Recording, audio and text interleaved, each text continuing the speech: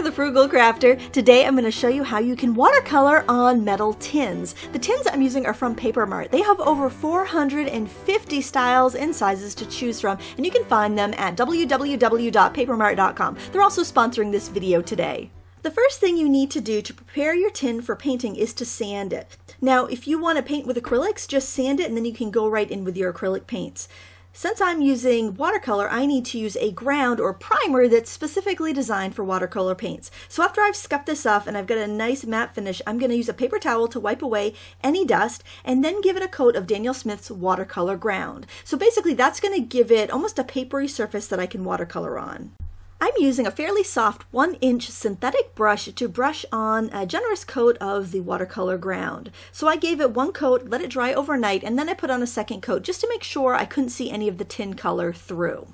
Now this is the first time I've ever used watercolor ground, so I decided to stick to a pretty easy project. I knew that this would be less absorbent than paper, so I am using fairly wet paint on the dry tin. I didn't pre-wet it. I'm taking some New Gamboge yellow and I'm just kind of adding it around the edges of my box, and then I'm taking some ultramarine blue and kind of dabbing that in there so I'd have a grayed green effect in the background. Now I don't have to worry about saving my whites on this because it's really easy to wet an area and blot off the watercolor, revealing the white ground underneath, even with your more staining colors. So I figured I would use that to my advantage and just kind of have fun painting this scene. This took me about 20 minutes in all to paint.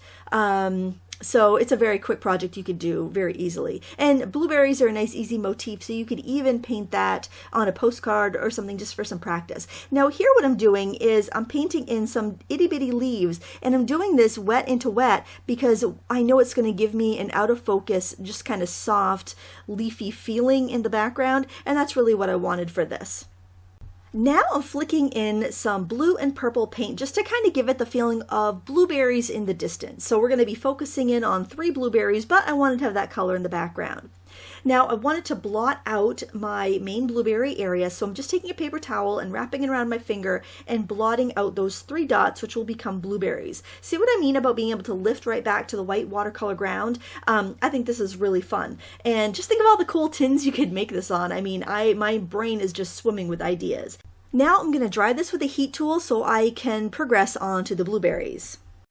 I'm starting off by outlining one of the blueberries in a purpley mix that I made with quinacridone rose and ultramarine blue. I wanted a little bit darker on the edges, so I figured if I started outlining dark, then I could add some of the lighter colors on the inside. Also, I wanted to mention that since this is not as porous of a surface, I am using synthetic brushes that don't hold a ton of water. That way I won't end up with too watery or uncontrollable paint on the surface.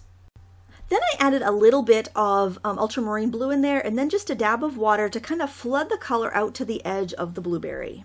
Moving along to the next berry, I'm doing it more in a mauve color, so basically it means I added a little bit more of the quinacridone rose to my previous purple mix. I'm painting it about 3/4 of the way with this color, and then I'm grabbing some ultramarine blue and just kind of dabbing that on and letting it mix in with the other color. This way I get that a little bit of difference between the 2 berries there that I'm painting.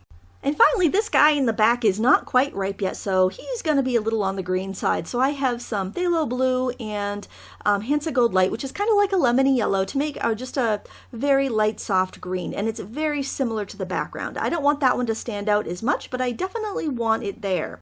And to make it more interesting, after painting about half of the berry with that green mix, I just put in some of the phthalo blue in the unpainted area and let the color wick up into the rest of the berry. So it just gives it kind of a greener, less ripe look, but I'm still using the same colors, so it all harmonizes well.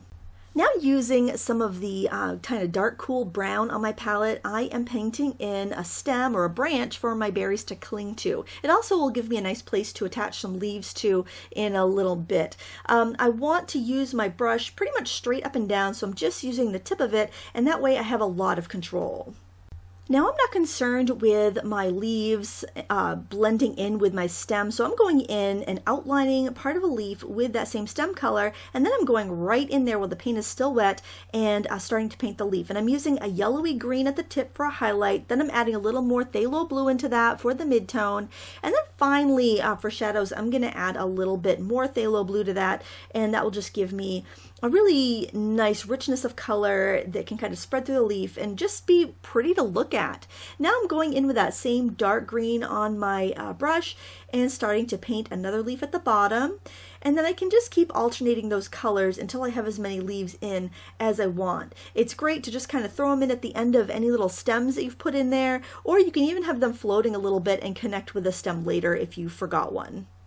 Now we're going to start adding some details on the blueberries. So I'm starting off by painting kind of a circle here with a darker greenish blue, and then I'm just going to blot off in that center with the Q-tip, and that's going to lighten it up a bit. And then I'm just kind of almost painting this little, it's like a star shape around the little flower of the blueberry, and that just kind of gives it that texture. If you pick a blueberry, the opposite area of where it's attached to the vine has that little, almost little floweret on it. That's what we're painting here. And here on the purple one, I'm making my center a little bit darker shade of purple, and then I'm going to do the same thing and go around it with that little kind of star petal design, and I'm doing that in a little bit more of a pinky mauve color. After the paint dries on your first details, you may find that you need to go back in with a little bit darker of paint, so go ahead and do that now if you need to. I also added shadows on the edges of the blueberries where they kind of touch each other, just to give them a little bit more depth and a roundness. Then I added some veining to the leaves, just using a more phthalo blue mixture of my green, and just put a little detail in here and there. Don't paint every vein in or it'll make it look kind of fake. At this point, I thought my box looked a little uninteresting, so I just grabbed some pinky purple paint and splattered it on, and then blotted off any paint that was on top of an area that I wanted to remain clear and crisp. And there you can see how it looks wet. And here the tin is dry. Now the colors do lighten up a little bit as they dry, so I decided to go back in with some darker purple and enhance the little blossom on the end of my blueberry, and also redo the veining a little bit just to give it a little bit more of a pop of sharp definition. And here you can see the tin already done. I do need to add a coat of sealer on this, so you want to spray it with like an oil-based spray sealer, or rub it with wax and heat it just to make sure that that paint is not going to come up if somebody touches it with wet hands or whatnot. And that's pretty much all there is to it. I'll put a full list of supplies I used in the video description, and if you're curious where you can find some really cool tins, make sure you check out our sponsor, Paper Mart. You can find them online at www.papermart.com. Packaging for less.